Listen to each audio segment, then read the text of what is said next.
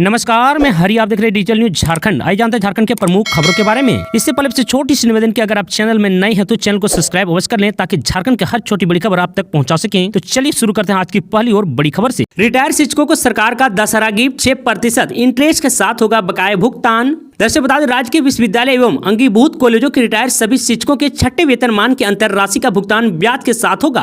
राज्य सरकार ने 6% ब्याज के साथ इस राशि का भुगतान पर अपनी स्वीकृति प्रदान कर दी है। वहीं आपको बता दें, 1 जनवरी 2006 से 31 मार्च 2016 तक बकाया अंतर राशि भुगतान 6% ब्याज के साथ किया जाएगा। वहीं आपको बता दें, कैबिनेट की स्वीकृति के बाद उच्च एवं तकनीकी शिक्षा विभाग ने इस संबंध में संकल्प जारी कर दिया है। ब्याज के साथ बकाया राशि भुगतान करने पर 2,16,33,000 रुपये खर्च होंगे।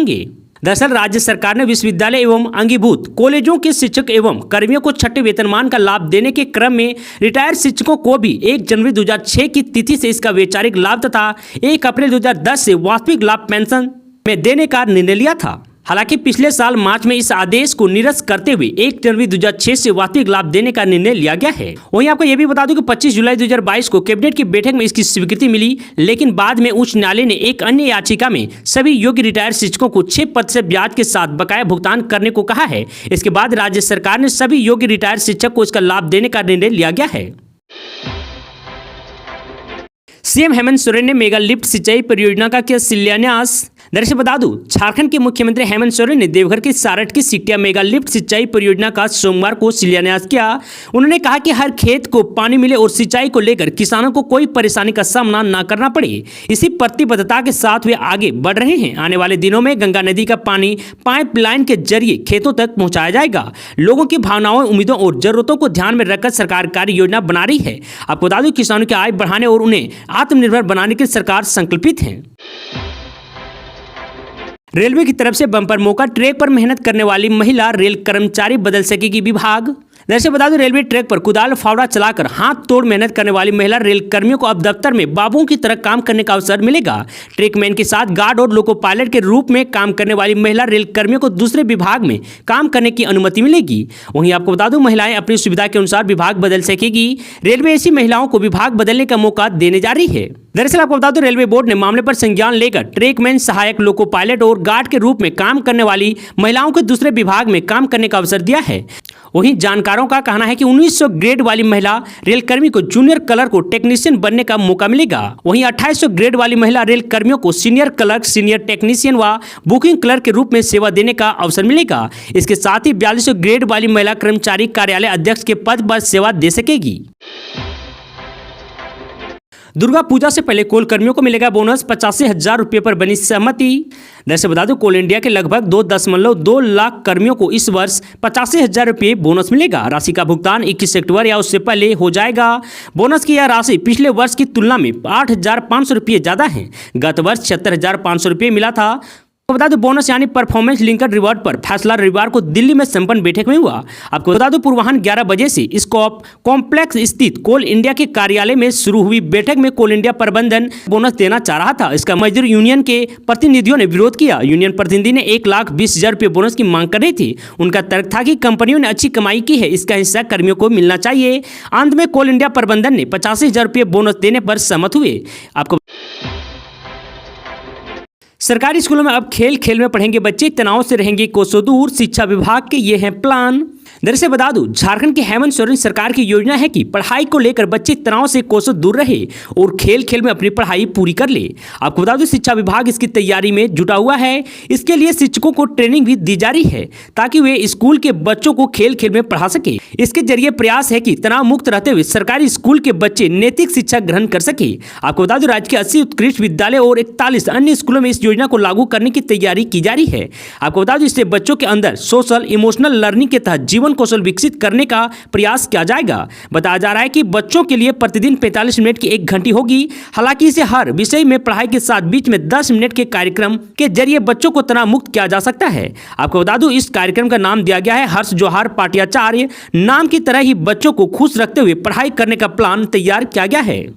दरअसल आपको बता दें, झारखंड के शिक्षा विभाग द्वारा 80 उत्कृष्ट विद्यालय और कस्तूरबा गांधी बालिका विद्यालय को मिलाकर कुल 121 स्कूलों में हर्ष जोहार कार्यक्रम के तहत हर्ष जोहार पाठ्याचार्य को लागू करने की पहल की जा रही है। इसे लेकर 80 उत्कृष्ट विद्यालय और कस्तूरबा विद्यालय में से प्रत्येक विद्यालय से 10 शिक्षक के प्रशिक्षण के लिए 2 दिवसीय उन्मुखीकरण कार्यक्रम का आयोजन किया गया है।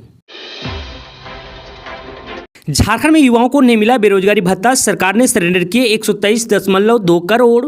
दरअसल बता दें, झारखंड सरकार वित्त वर्ष 2020 से 2021 तक राज्य के बेरोजगार युवाओं को बेरोजगारी भत्ता देने वाली थी। इसके लिए सरकार ने 123 करोड़ 20 लाख रुपए का बजट तैयार किया था।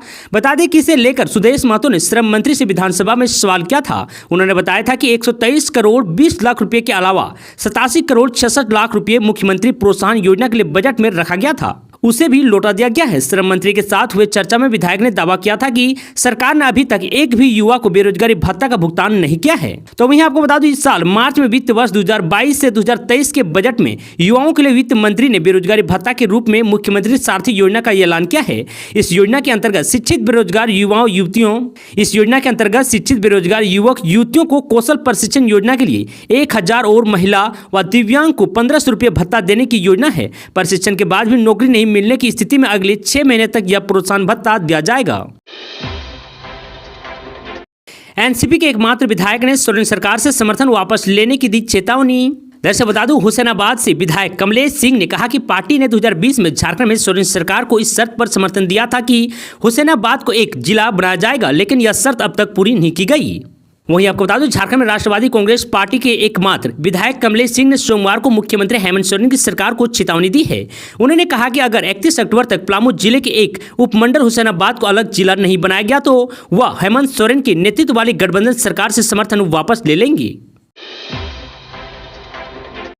आचार संहिता उल्लंघन मामले में सीएम हेमंत सोरेन की याचिका पर 17 अक्टूबर को होगी अगली सुनवाई। 2014 का है मामला।